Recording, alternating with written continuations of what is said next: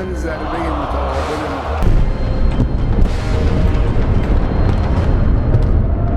ለመሆኑ እስራኤል በኢራን ምድር ላይ ለፈጸመችው ለዚህ የከፋ ጥቃት ምክንያት የሆነው የኢራን ኒውክሌር መርሃ ግብር ምንድነው?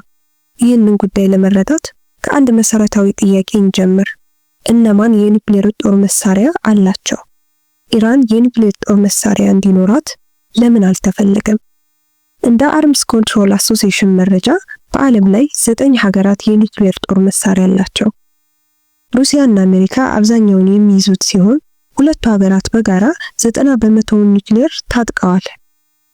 እንዲሁም ቻይና፣ ፈረንሳይ፣ ዩኬ፣ ፓኪስታን፣ ህንድ፣ ሰሜን ኮሪያ እንዲሁም ምንም እንኳን በግልጽ ባታስታውቅም እስራኤልም የጦር መሳሪያው እንዳላት ይታመናል። ለምሳሌ በ2022 ይፋ የሆነው የብሪታንያ ፓርላማ ሪፖርት እስራኤል በግምት ወደ 90 የሚጠጉ የኒውክሌር አረሮች እንዳሏት ይገመታል።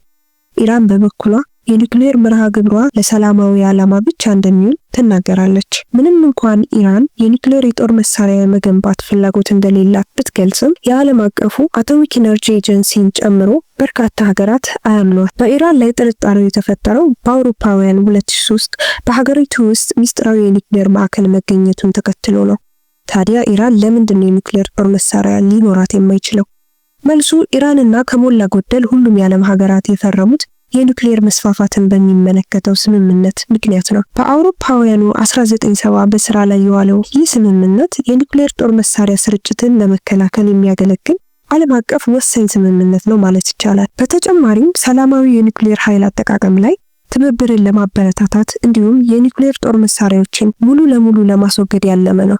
ስምምነቱ ሀገራት ወታደራዊ ያልሆኑ የኒውክሌር ቴክኖሎጂዎችን ለምሳሌ ለሕክምና፣ ለእርሻና ለኃይል አገልግሎት እንዲጠቀሙ የሚፈቅድ ሲሆን ነገር ግን ለጦር መሳሪያ ግንባታ እንዲውል አይፈቅድም። ነገር ግን ኢራን ሰላማዊ የኒውክሌር መርሃ ግብሯን ተጠቅማ ኒውክሌር ለመታጠቅ እየጣረች ነው የሚለውን ክስ ብታስተባብልም በርካታ ዓለም አቀፍ ባለሙያዎች ኢራን ለጦር መሳሪያ ሊውል በሚችል ደረጃ የበለጸገ ዩራኒየም እያመረተች መሆኑ ያሳስባቸዋል።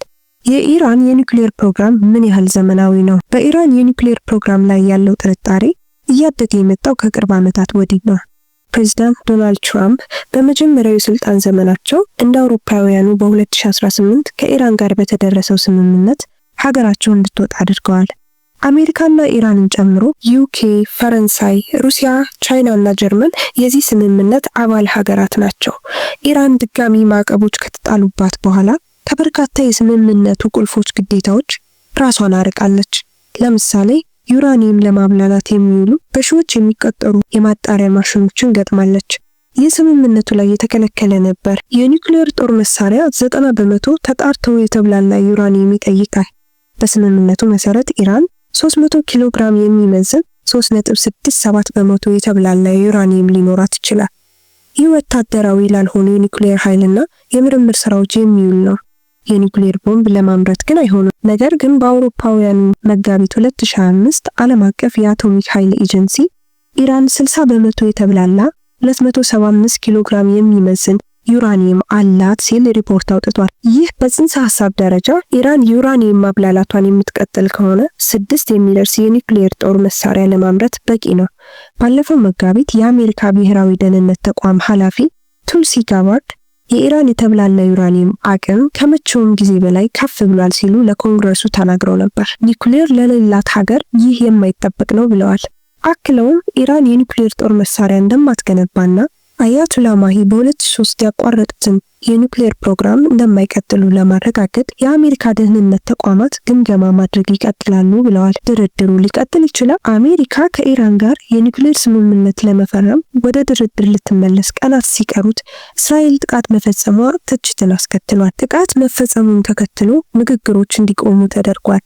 ምንም ምርጫ እንደሌለው የሚገልጸው የቤንያሚን ኔታንያሁ መንግስት ኢራን የኒውክሌር ቦምብ ግንባታዋን እያቀላጠፈች በመሆኗ ይህንን ለመከላከል ምርጡና ምናልባት የመጨረሻው ድል ይህ መሆኑን በመጥቀስ ይከራከራል። ለዚህ መከራከሪያቸው የሚያቀርበው ምላሽ እርምጃው ከምንጊዜም በላይ አሁን መሆኑን ከኢራንና ከእስራኤል ጥቃት ምልልስ በኋላ ነገሮች ሲረግቡ በህይወት የሚተርፉት የኢራን መሪዎች የኒውክሌር መሳሪያ ለመታጠቅ መሯሯጣቸው አይቀርም ይላሉ ተንታኞች። ኢራን ቀድሞውኑ ኒውክሌር ላለመስፋፋት ከፈረመችው ስምምነት እንደምትወጣ ስታስጠነቅቅ ነበር። ቀደም ሲል እንዳልነው በዓለም አቀፉ ሕግ መሰረት አሁን በዚህ ሰዓት ኢራን የኒውክሌር መሳሪያ መታጠቅ አትችልም።